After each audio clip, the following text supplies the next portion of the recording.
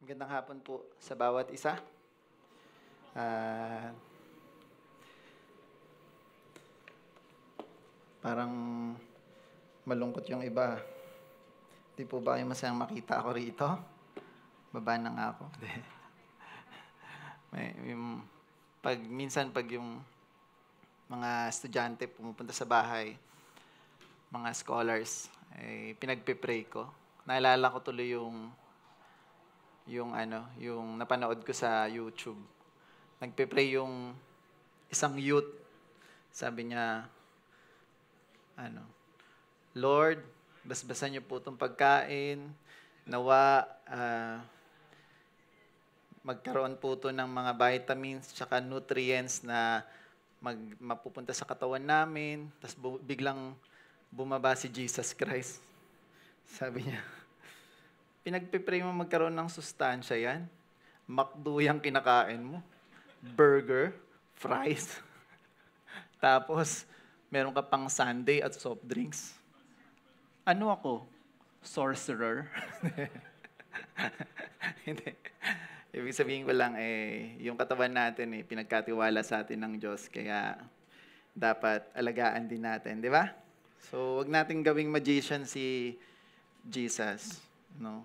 Yung mga maliliit na bagay, wag na natin siyang paghimalain. Kaya naman natin yung gawin.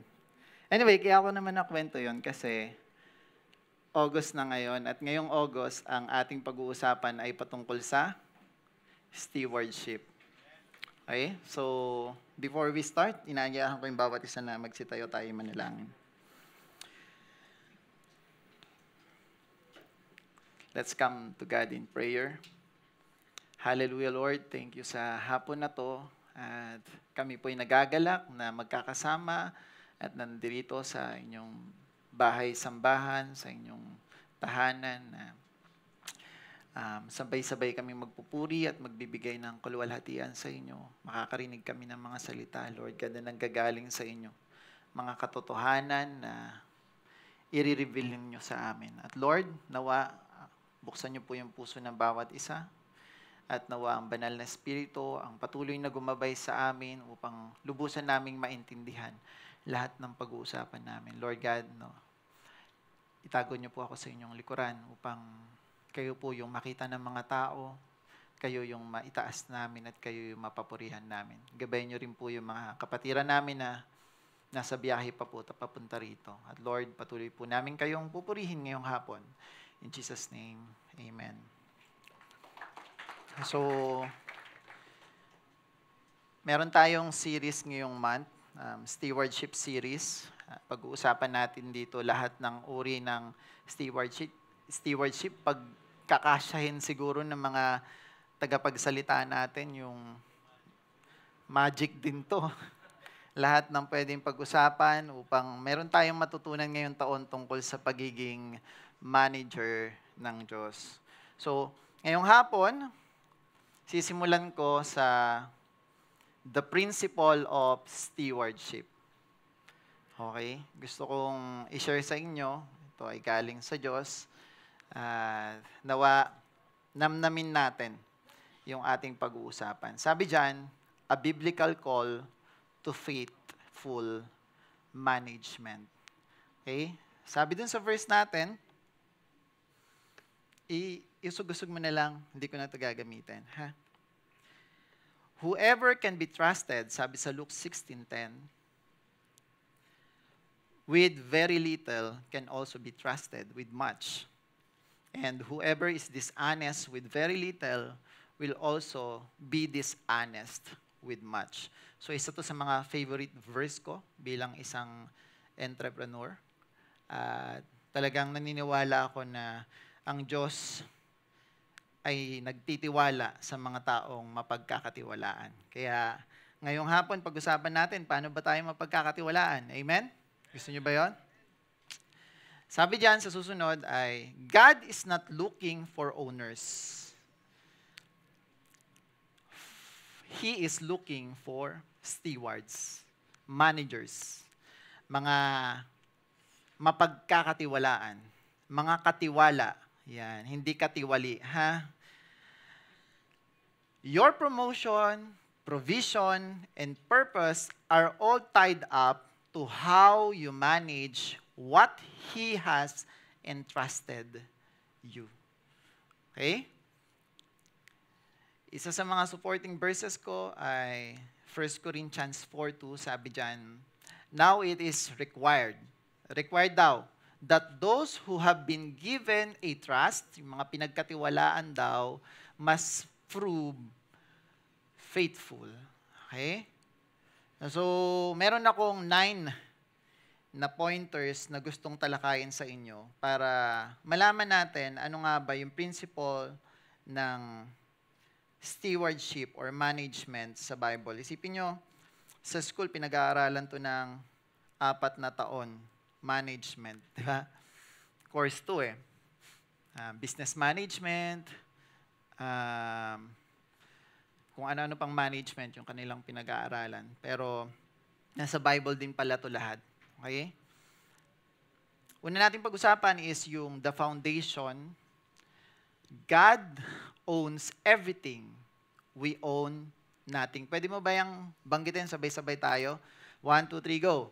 God owns everything. We own nothing. Wala tayong pagmamayari. Lahat ay sa Diyos. Sabi diyan sa Psalms 24:1,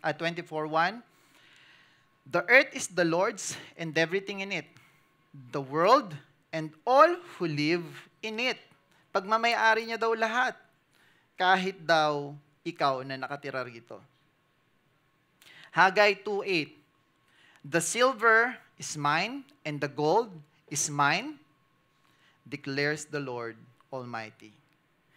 Sabi dyan sa Deuteronomy 8:17-18, you may say to yourself, pwede mo daw sabihin sa sarili mo, my power and strength of my hand have produced this wealth for me. Sobrang yabang, parang ako to eh.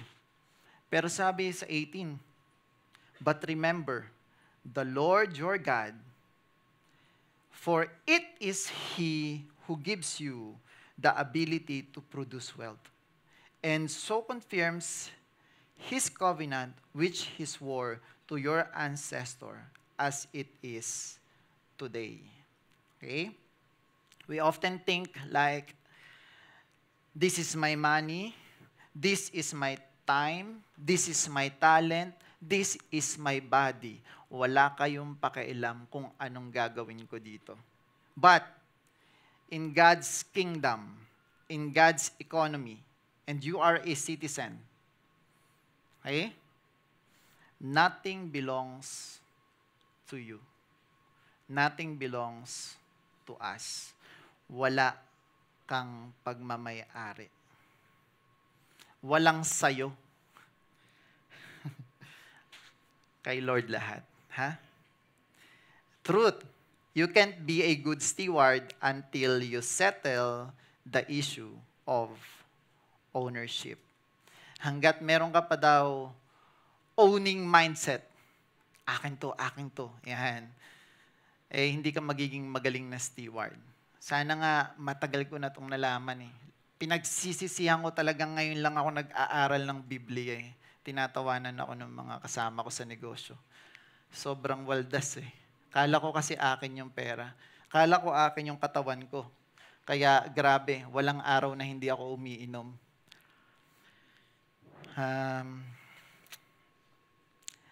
Yung isang tagapaglinis o yung katulong, yung tagapamahala ng bahay, eh, hindi niya kayang magdesisyon gaya ng isang may-ari ng bahay. Ang gagawin niya lang ay maglinis, i-manage, at i-take care kung ano yung hindi sa kanya. At kung darating yung moment na yung katulong ay iisipin na sa kanya yung mga bagay-bagay sa bahay ng amo niya, kukulitin niya si Sir. Hindi, joke lang. Gusto niyang palitan si Ma'am. Magkakaroon ng maling pag-iisip ang tao. Kasi maiinggit ka na. Hindi ka na magkakaroon ng contentment at malamang sa malamang gagawa ka ng mga bagay para talagang mapasayo yung mga bagay na gusto mong mapasayo. But always remember, walang sayo. Sabihin mo nga yun sa katabi mo. Laksan mo. Sampalin mo pa. Yung parang sa palabas, walang sayo!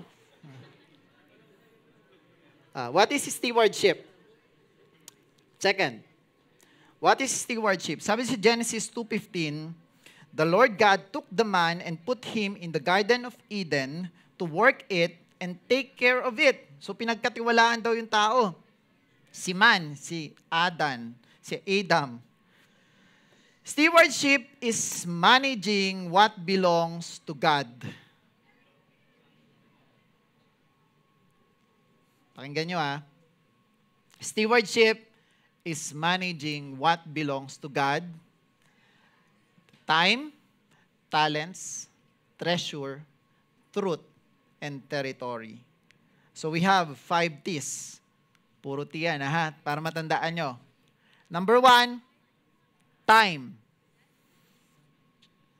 Picturean nyo na lang yan, basahin nyo sa bahay nyo, kasi hahaba tayo pag diniscuss ko pa yan isa-isa. Pero matatalakay yan ng lahat ng mga tagapagsalita natin dito sa buong isang buwan.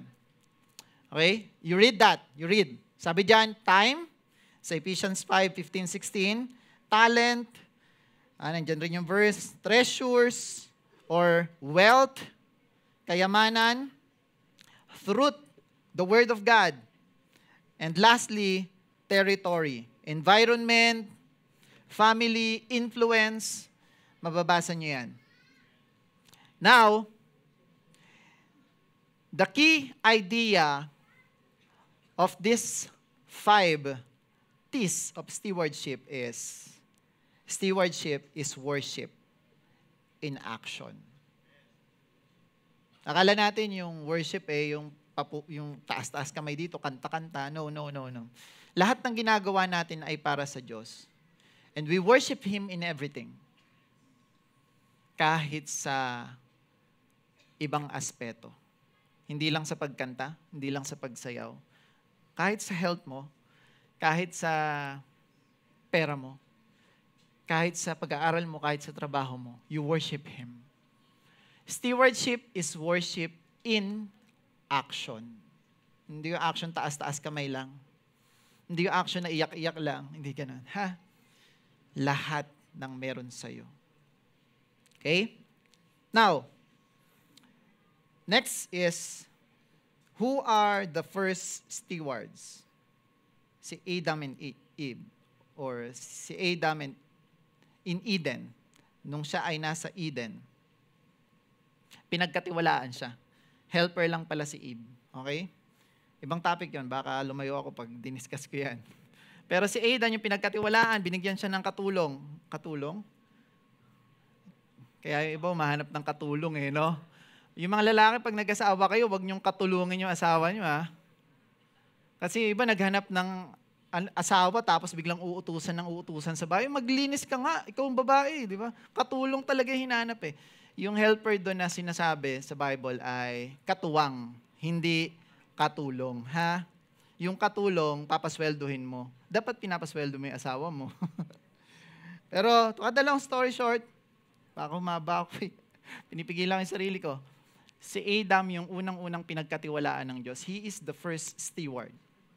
Okay? Sabi dito sa Genesis 1:28, God blessed them and said to them, be fruitful and increase in number, fill the earth and subdue it. Rule over the fish in the sea and the birds in the sky and over every little living creature that moves on the ground. So pinagkatiwala sa kanya yung earth, yung Eden, that time. Genesis 2:15, sabi dito, the Lord God took the man and put him in the Garden of Eden.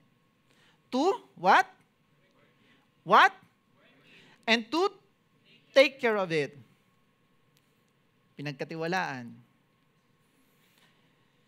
God made Adam a steward before He made him a husband or a father.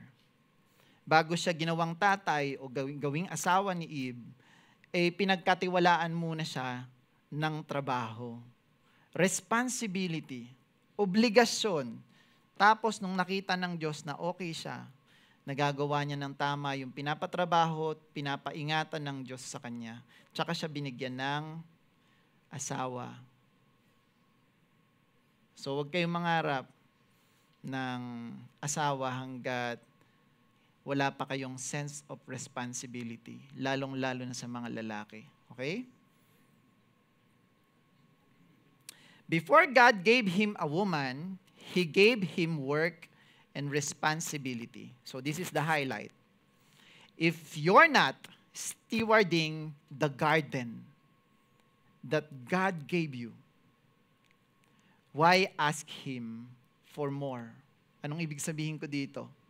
Lahat tayo ay may ari-arian. Meron tayong pinagkatiwala sa atin ng Diyos. Kung wala ka man ng kahit na ano, kawawa ka naman. Hindi. Meron ka namang katawan. Yung katawan ay pinagkatiwala sa Diyos.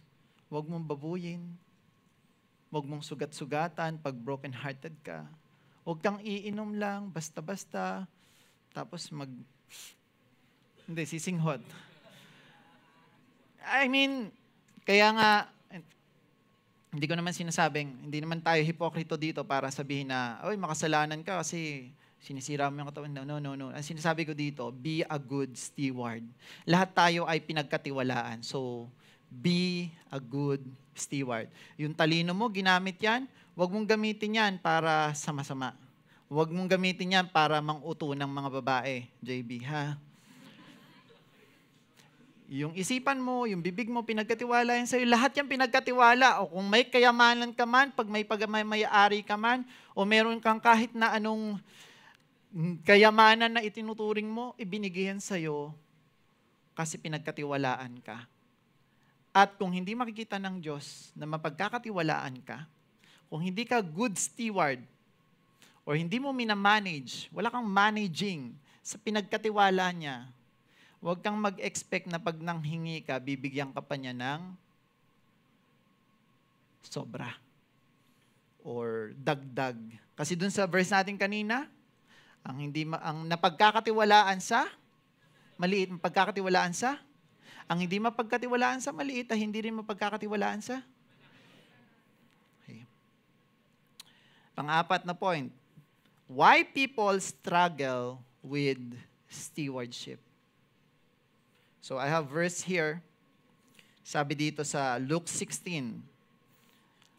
Jesus told His disciples, and this is all about the parable of a shrewd steward, no? There was a rich man whose managing was accused of wasting his possessions. So he called him and asked him, ito yan. What is it I hear about you? What is this I hear about you? Sabi nung master. Give me an account of your management. Pinagalitan niya yung kanyang tagapamahala. Ano itong naririnig ko sa iyong balita? Pwede mo ba akong bigyan ng report nung management mo? Sabi nung master. And we know every time there's a parable, it's all about the kingdom of heaven, the kingdom of God. Ang tinutukoy dito ay ang Diyos at ang tao. Most probably, halos lahat ng parable, the master is our God. And God asks each and every one of us, give me an account of your management. Why? Kasi gusto niyang malaman kung sino yung mapagkakatiwalaan sa hindi. Okay. So, the common issues na makikita natin sa tao kung bakit nag-struggle sila sa stewardship ay greed. Ano yung greed? Kasakiman? Sakim. Sabi dito sa Luke 12:15, then He said to them, watch out, be on your guard against all kinds of greed. Life does not consist in an abundance of possessions.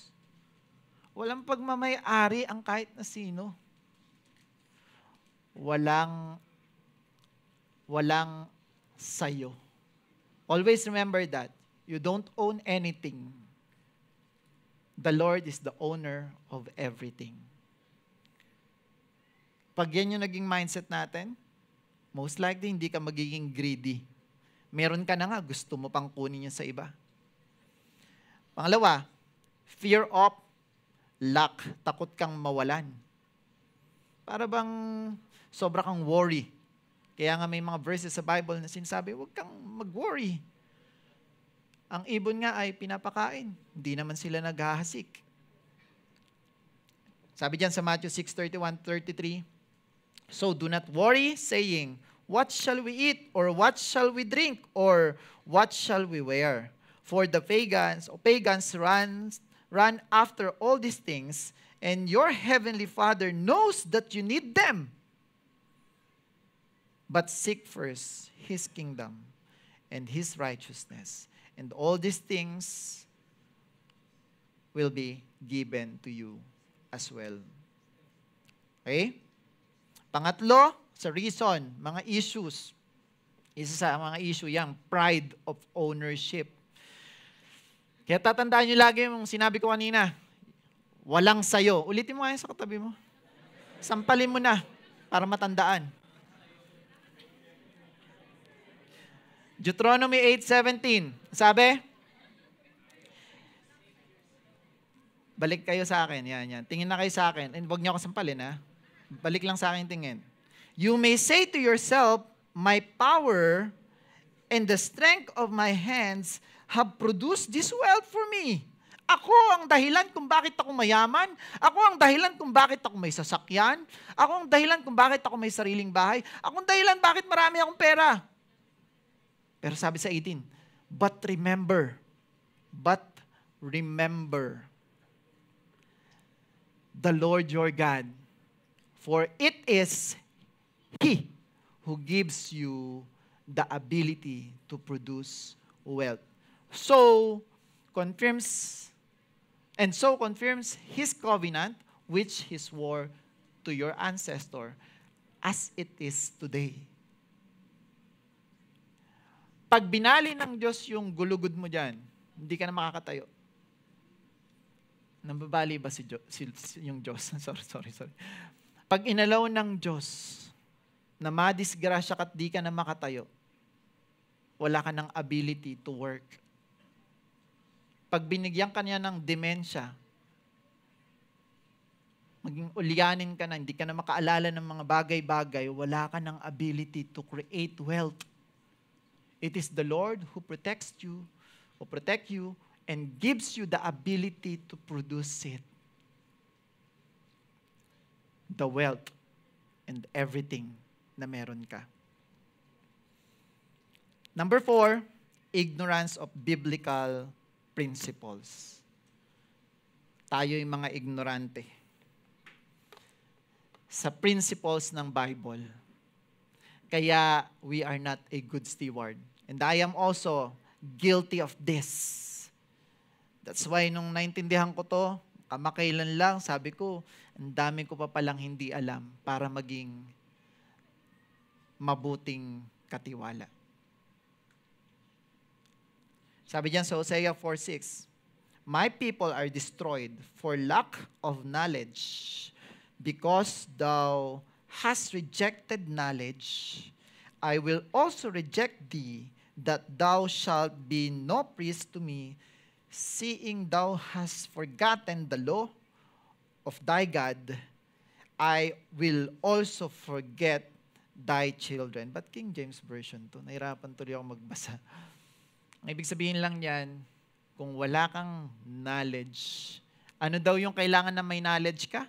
Yung hindi mo daw dapat makalimutan? The principle of the Bible. The law of God. Pag yan daw ay nakalimutan mo, kakalimutan na rin ng Diyos yung mga anak mo. Pag nireject mo daw yung mga laws, ayun, nakalagay dyan, no?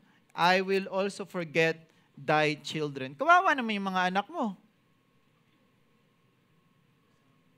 Magsasuffer sila. Kasi Hindi mo kinikip yung law, yung principles. Okay? Number 5, spiritual laziness. Pwede na rin physical laziness kasi tamad kayo eh. Ay, tayo. Di ba? Marami pa yung mga may procrastination pa. Ang dami natin inventong salita pero lahat yan katamaran lang. Spiritual laziness. Sabi dito, Proverbs 13:4, a sluggard's appetite is never filled. Ano yung sluggard? Lazy. But the desires of the diligent are fully satisfied. Okay? The truth, poor stewardship leads to loss. Not just in money, but in destiny. This is my favorite quote. Yung next dyan. Sabi dyan, whatever you mismanage, you lose. Whatever you mismanage, you lose. For example, you mismanage the money, you will lose it. Ha? Halimbawa na, you mismanage your family, you will lose it. You mismanage your wife, you will lose your wife. You mismanage your children, you lose your children. Tatawagin ka nilang mama, papa sa text, pero ayaw na nilang pumunta sa bahay mo. Hindi ka na nila tinuturing na tatay at nanay. So, you mismanage your health, mga kabataan, you will lose it. In short, you will die early. Ha? Whatever you mismanage, you lose. Pwede mo ba yung banggitin? 1, 2, 3, go. Okay. Number 5 na point sa pag-uusapan natin ngayong hapon ay faithfulness with the little is the key to more. Hindi yan tumor na sakit magkaiwalay yan. Yan yung verse natin, Luke 16:10.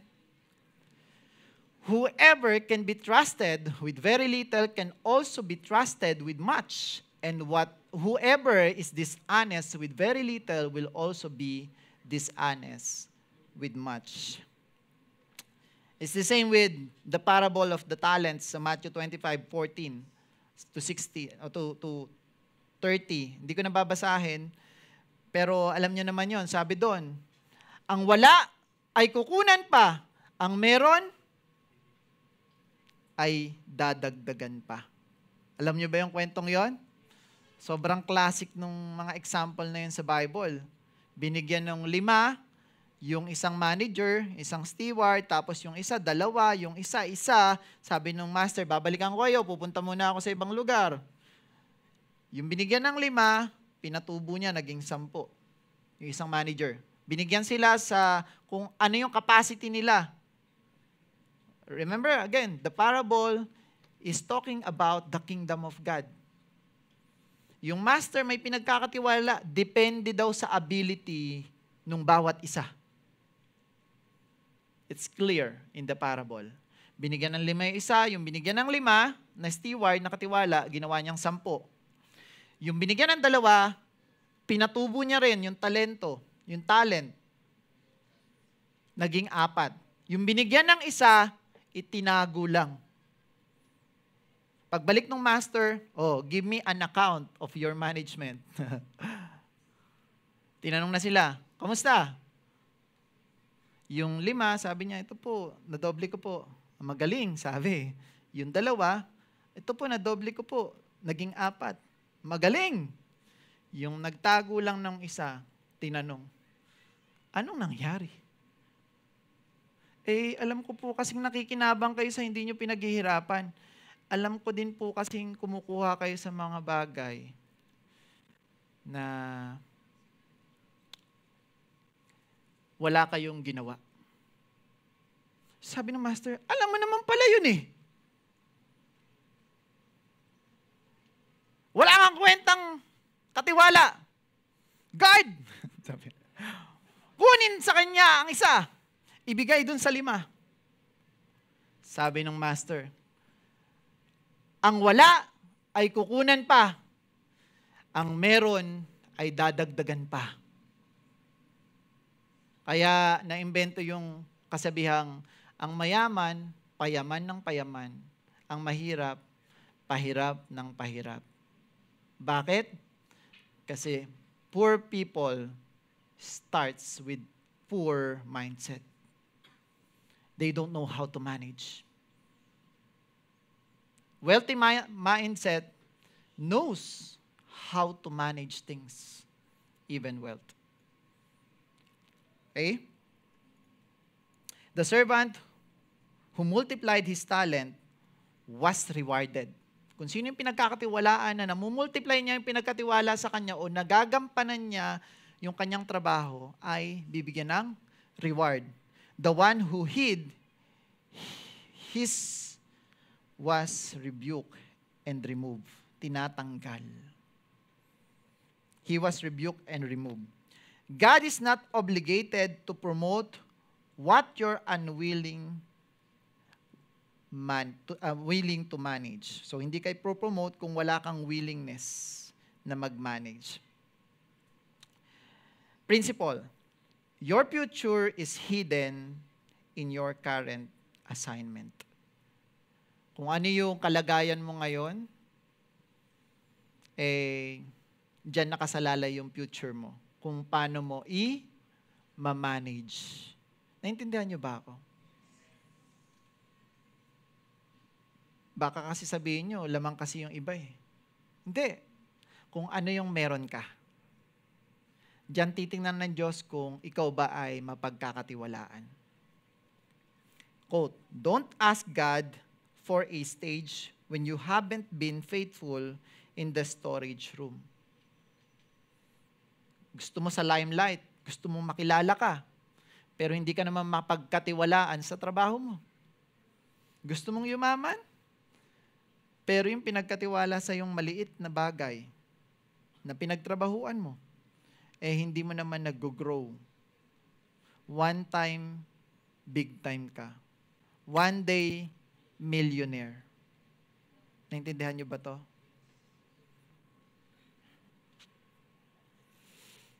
So next is time and talent, the most wasted resources. Time and talent, the most wasted resources. So next Monday, pag-uusapan niyang time. Tapos last, yung gift. Si Pastor Vinciata magtotok ng mag-preach ng time.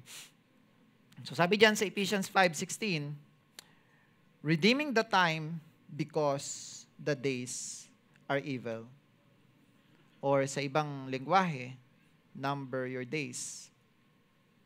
Ibig sabihin, you manage your time. I-manage nyo yung oras nyo.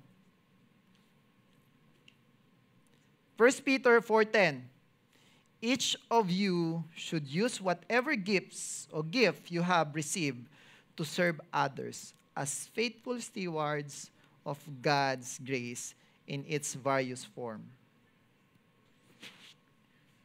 Many people are talented, gifted, but unfaithful. Some are busy doing things, but not fruitful. Anong ibig sabihin ko? Sobrang dami mong ginagawa, pero hindi ka naman fruitful. You are wasting your time. Mas madami pa yung oras nyong mag-ML, kaya manood ng Netflix. Tapos wala kayong time magbasa ng Biblia. Pag magbabasa kayo ng Biblia, hindi pa nakakalahati. Nang ginugol mong basahin, tulog ka na. Pero sa Netflix, dilat na dilat ka pa. Warning. Busyness is not faithfulness. Steward is not about doing more. It's about managing better. Hello? Hindi porkit busy ka, magaling ka ng katiwala. Kung ang pinagkakatiwala sa iyo ay yung bahay, di ba? Busy-busyhan ka doon. Punas ka ng plato. Hindi ka naman talaga nakakapag-manage ng maayos. Kasi sobrang kumintab na yung plato eh. May labahin ka pa. Marumi yung labas. Maalikabok yung kesame. Stewardship is not about doing more. It's about managing better. Sobrang dami mong trabaho, gusto mo mag-double work, may trabaho ka sa umaga, may trabaho ka pa sa gabi, may trabaho ka pa sa madaling araw. Ano pa yun? 24 hours?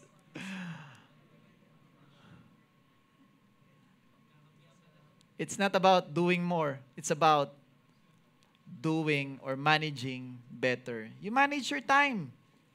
Sabi nga sa quote, sa mga business books, nakalagay doon, don't work hard.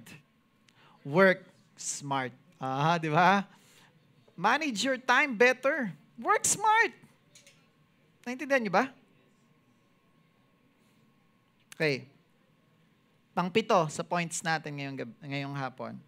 Financial stewardship, giving, budgeting, multiplying. Proverbs 3, 9-10, sabi dito. Honor the Lord with your wealth, with the first fruit of all your crops. Yun.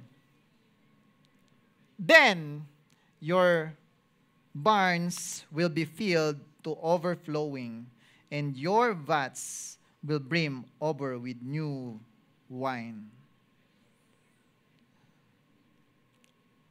Ito yung mga biblical model. Sa Malakay 3:10, pinag-usapan dito yung tithing. Bring the whole tithes into the storehouse. Ano yung tithes? Sino nakakaalam sa inyo? Ikapo sa Tagalog. Yung tithes ay 10% ng kinikita mo, ng mga pinaghirapan mo. Okay? Sabi dito, bring the whole tithe into the storehouse that there may be food in my house. Test me in this, says the Lord, and see if I will not throw open the floodgates of heaven and pour out so much blessing that there will not be room enough to store it. Subukan niyo daw ako dito, tithes. Saan ba ito binibigay? Sa BIR. Hindi, joke lang. Tax yun, di yun tithes, ha? Tax. Yung tithes ay pagtulong yan sa mga Levites. Ano yung mga Levites? Mga manggagawa ng Diyos. Nasaan ba yung mga manggagawa ng Diyos? Nasa BIR? Wala. Nasa church. Nasa mga community na naghumahayo, nag-a-advance ng kingdom ni Lord. Mga churches. So, doon mo ibibigay yung tithes mo. Hindi naman kasi kailangan na yun ni Lord. Tsaka mahirap ibigay yun kay Lord. I-hire mo pa si SpaceX para lumipad ka papunta sa langit. Tapos bigay mo kay Lord. Ito ay konsepto ng pagtulong sa mga nangangalaga ng templo. No? Yung tithes ay ginawa para sa mga Levites to help, to feed the people who work full-time sa gawain. Okay? So, may ilang-ilang din naniniwala dito. May mga taong hindi naniniwala dito. Pwede ka naman maniwala o hindi. Pero dahil nakalagay siya sa Bible, sabi nila, pwede daw yung applicable ngayon, pwede ring hindi. Obsolete na tong tithing. No? Tayo dito, hindi natin pinopromote yung tithing. Napag-uusapan lang natin ngayon. Pero hindi ko sinasabi na kaya hindi natin to pinag-uusapan madalas ay hindi na makakatulong sa inyo. At obsolete na siya. Kung mapapansin nyo, wala tayong tithes and offering. Kasi we want na yung mga tao na nakakaintindi, sila yung magbigay. Kasi may mga bisita tayo. Mga visitors namin dyan, para lang to sa mga miyembro or citizen ng Kingdom of God. It's helping yung gawain. Okay?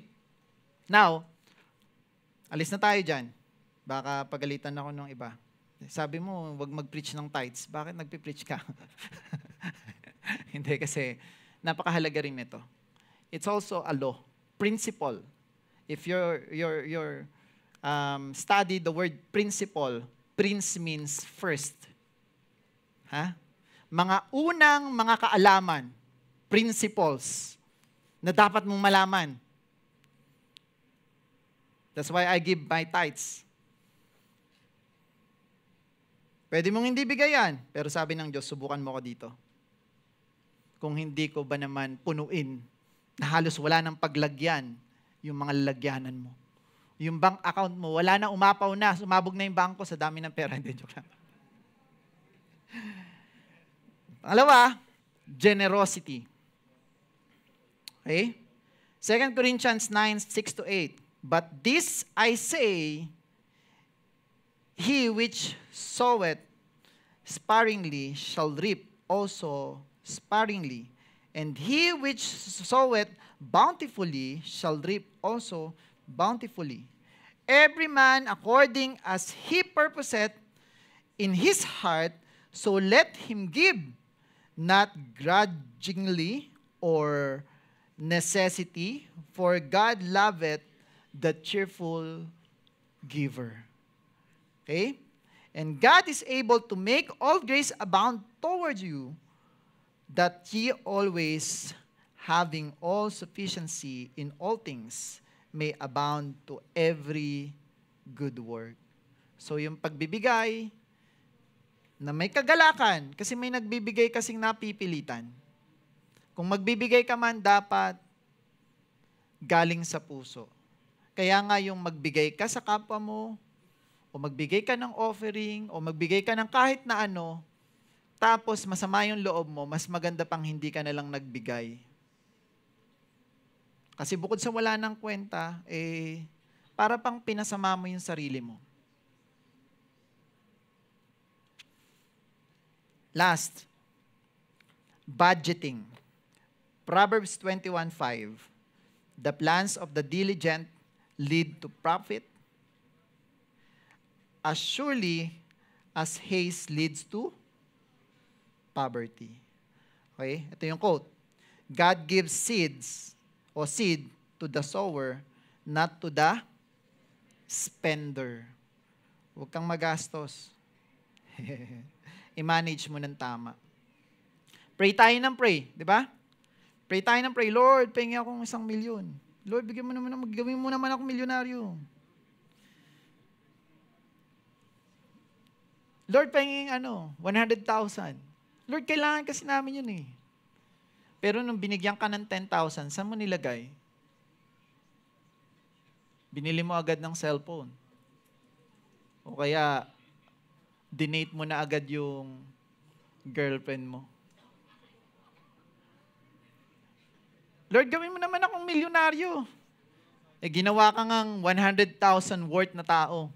Sumisweldo ka ng 100,000 sa isang buwan. Isang araw tuloy. Yung lupit nun, di ba? Gusto mo yan? Kung gusto mo yun, dapat, kung 100,000 per month ka lang, dapat patunayan mo sa Diyos mapagkakatiwalaan ka. You manage it. Huwag kang maging waldas. Yung mga scholars dito, nakakatanggap kayo ng 500 pesos per week. Ay, sinabi ko. Ano pala yun? Ano yun? Hindi pala pwede sabihin. Ano yun? Anong confidentiality? Hindi, merong contract yun. Ano tawag doon, attorney? Yung contract na hindi pwedeng sabihin? Non-disclosure agreement. Oh, sorry, hindi pala 500. Kalimutan nyo na yung sinabi ko. Wala akong sinabing ganun. Saan mo nilalagay yun? Kung hindi ka mapagkatiwalaan sa maliit, hindi ka rin pagkakatiwalaan sa malaki. Kung hindi ka mapagkatiwalaan sa 500 pesos, JB, hindi ka mapagkakatiwalaan sa 500,000.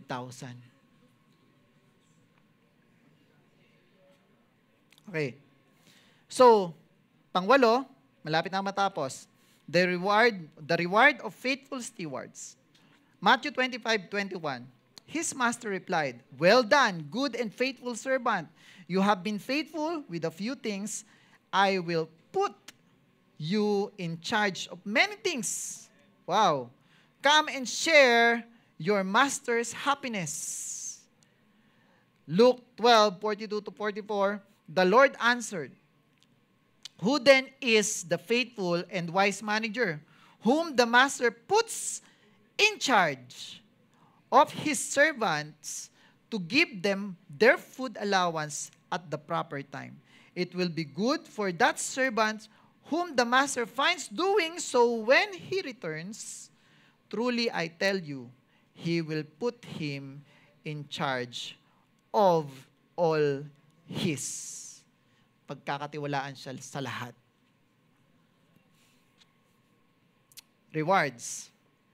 Number 1, pag ikaw daw ay good stewards, bibigyan ka daw ng mas maraming responsibility. Eh di mas maganda pa lang, hindi ka na lang good stewards. Ayoko ng responsibility. Hindi. Hindi nila naiintindihan. Ibig sabihin, mas pagkakatiwalaan ka pa sa mas marami. Hindi lang, trabaho. Ikaw talaga, tamad ka talaga, Yung isip mo, ayaw mo ng responsibility. Hindi, pag binigyan ka ng, kung pera yung pag-uusapan natin, pag binigyan ka ni Lord ng 1 million, tapos napatunayan mong katiwa-tiwala ka, baka bigyan ka na ng 100 million. Ba't ang laki naman pinag-uusapan dito? Di ba? Hindi naman masama eh. Ang pera ay hindi masama. The love of money. That's why you don't serve money. Huwag ka magtrabaho para sa pera. You work for God. Earn money and use that money for God. Don't use God for money. Maraming may mga kilala ko, Christian daw sila tapos ginagamit lang salitang Christian tapos mangi-scam pala. Christian ako, so magtitiwala ka naman, Christian din Yung pala, gogoyoin ka Kilala ko si Lord. Kahit nga si Satan, kilala si Lord. Kaya huwag kayo basta-basta magtiwala Baka ginagamit lang si God para sa pera. Dapat yung pera, yung gagamitin natin para kay God. Amen? Use your money for God. Glorify Him kung ano yung pinagkatiwala niya sa'yo, lalo na yung pera. Kasi there are two masters in this world, the money and God. Sino pipili mo? Kanino ka magsiserve? Bakit ka nagtatrabaho? Para makakain, hindi naman para sa pera Pero pinapatay mo na yung sarili mo. Tapos hindi ka pa nagbabasa ng Bible, hindi ka pa umaattend sa church, hindi ka pa nag-attend ng discipleship, wala ka ng time para sa Kanya. So kanino ka nagsiserve? Sa pagkain? O para kumita ng pera? Naintindihan niyo ba ako? Kasi baka lang hindi niyo lang natutumbok yung punot dulo. Kasi sabi mo, kaya ka nag-work, kaya ka nag-aaral, kasi gusto mong kumita ng pera para matulungan mo yung magulang mo. Tapos wala ka nang rin time, kasi habang nag-aaral ka, nagtatrabaho ka, tapos nag-online work ka pa, tapos kung ano-ano pang ginagawa mo, wala ka nang time kay Lord. So lahat papunta dun sa pera.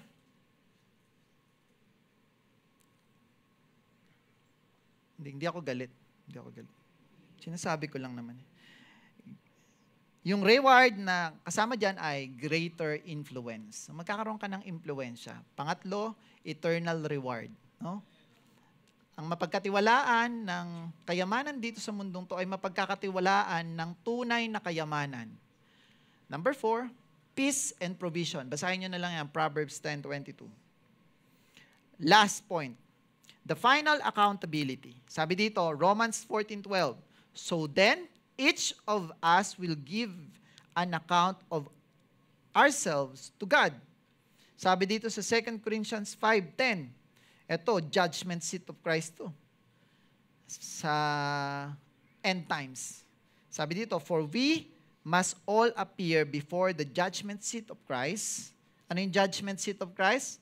Kasi may great white throne. Yung great white throne, yung aalamin kung sino yung mananampalataya at kung sino yung paparusahan sa dagat-dagatang apoy. Yung judgment seat of Christ, aalamin yung accounting ng i-account lahat ng ginawa mo dito. So that each of us may receive what is due us for the things done while in the body, whether good or bad. So pagdating daw sa dulo ay i-account yung ginawa natin. May dalawang uri ng judgment na gagawin. Yung judgment para sa mga nanampalataya sa Diyos, mga taong hinate siya, di ba? Pupunta sa dagat-dagatang apoy. Tapos yung pangalawang judgment para naman sa mga mananampalataya. Tatanungin, JB, anong ginawa mo sa lupa? Ng babae po. Di ba? Tatay.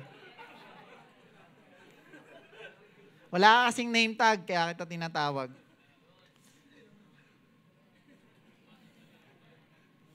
Joke lang, hindi babaero yan si JB, lalakero siya. Biro lang po. Your life is not just being lived, it's being recorded. One day, God will ask each and everybody, what did you do with your time? Ha? Hindi ganun yung tono yun ni God. Hindi. Ako lang, tono ko lang yun. What did you do with your time? Dapat medyo mas malalim pa ng konti. What did you do with your gifts? Most likely ganun, di ba? Ganun na imagine ko pagkakausapin niya na tayo eh. Ina-account ka na. Judgment seat of Christ. JB, what did you do with your opportunities? And lastly, what did you do with your money? So, you are not just existing. You are being evaluated. Palakpakan natin ng Diyos. This is my conclusion. Sabi dito, the issue in your life is not your job, not your salary, not your background. The real issue is about stewardship. Bakit hindi ka pinagkakatiwalaan ng Diyos? Hindi ka kasi nag-aaral paano mag-manage. Kaya napaka-importante. Akala natin course lang yan eh. Pero ang Diyos pala gusto niya tayong matutong mag-manage. Yun ang sabi sa Bible. Ano susunod dyan? Sabi dyan, until you change how you manage, God may not change what He gives. Amen? Hanggat hindi mo daw binabago yung management na meron ka, hindi niya rin babaguhin yung mga bagay na binibigay niya sa'yo. Until magbago ka. If you want more, be faithful with what you have. Kung gusto mo pa ng mas madami, maging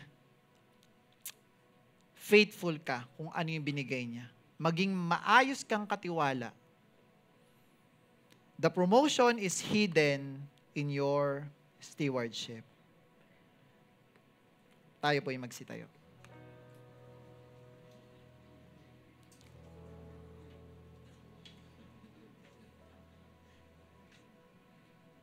So, bago ako matapos, stewardship isn't just duty.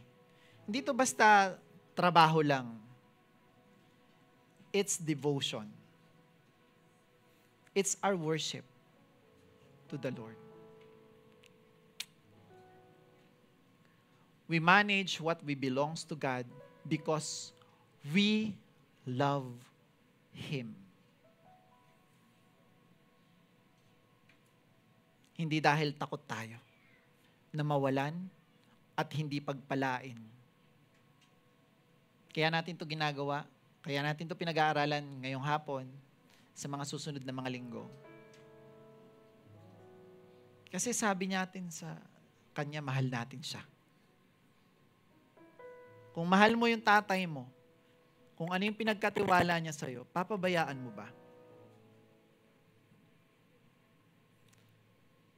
Kung meron kang kaibigan na mahal mo, tapos sabi niya, pre, alis muna ako ikaw muna magbantay dito sa bahay. Anong gagawin mo? O kaya naman, yung iniirog mo, mahal na mahal mo yan. Tapos sabi niya, ingatan mo yung puso ko. Be a good steward of my heart. Anong gagawin mo? Huwag iingatan? Pag-iingatan. Pag-iingatan. We love the Lord. At lahat ng pag-aari niya ay pinagkakatiwala niya sa bawat isa. Kung ano man yung meron ka, yan yung saktong bilang ng pinagkatiwala sa iyo ng Diyos. Patunayan mo sa Kanya na mahal mo talaga siya. Na kung ano yung pinagkatiwala niya sa iyo, yung katawan mo, yung pagkatao mo, yung mga mahal mo sa buhay, patunayan mo sa Kanyang mahal na mahal mo ang Diyos. Mahal na mahal mo siya sa pag-aalaga at pagmamanage, pagiging faithful sa mga bagay na to. Naintindihan? Hallelujah. Let's pray. Yes, Lord God, thank you for this afternoon's message, Lord. Salamat sa pagtuturo niyo po sa amin kung paano tamang mag-manage, paano kami magiging magaling at maayos na steward. Lord, nawa, kung ano man po yung mga napag-usapan namin ay tumimo sa aming mga puso upang mai-apply namin ito sa buhay namin, Lord God. At mapaglingkuran ka namin. You are our master, not the money, not the wealth, not material things, Lord, kundi kayo. Nagtatrabaho po kami, gumagawa po kami para sa inyo. At gagamitin namin lahat ng meron kami to glorify your name, to give worship. And, Lord God, kahit yung pagmamahal na ibinigay nyo sa amin, na ipinagkatiwala nyo sa amin, ay gagawin din namin yung tama. Ipaparanas din namin sa iba yung pagmamahal na ipinaranas nyo sa bawat isa. O Lord God, mahal na mahal ka po namin. Sambahin ang inyong pangalan. In Jesus' name we pray. Amen. Hallelujah.